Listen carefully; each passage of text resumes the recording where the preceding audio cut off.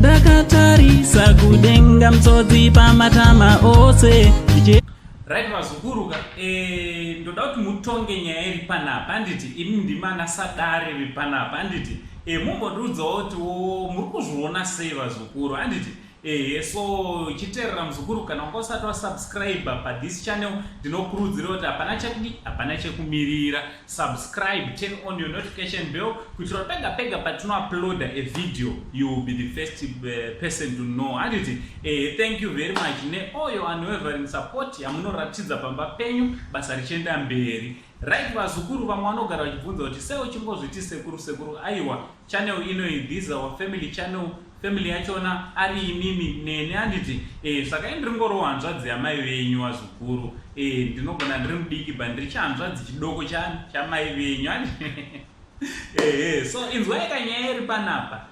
Passion Java akabva kwirawo ndege akauya akambotaura achiri hameno kuchando kwake kwaanogara ikoko akati akabata maoko but apa azodecide kuuya uzozviita physically handiti chinova chinhu chakadi chinhu chakanaka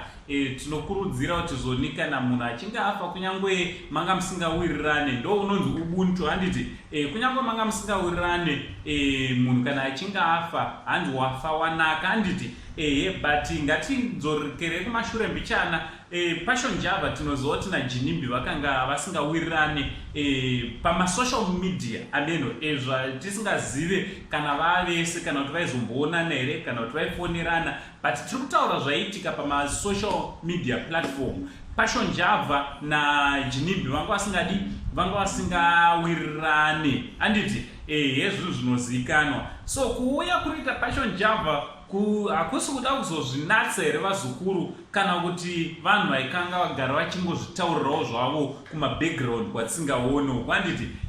so imi ndimi muchatitaurira zvikuru kuti munofungei nekuuya kuri kuita Passion Java kufuneral yaGinimbi nekuti kutaura kunoku atova muZimbabwe kuti ange ari anoatendawo chifuneral yaGinimbi handiti yaGinius Kadungure. So ndochandangondimo kuupdate vazukuru zviri kuitika mastreets esocial media. So ngataura nemacomments kuti what do you think nenyaya yaPassion Java auya kuzobata maoko na uncle Saint the only Zimbabwean uncle chitichi much love.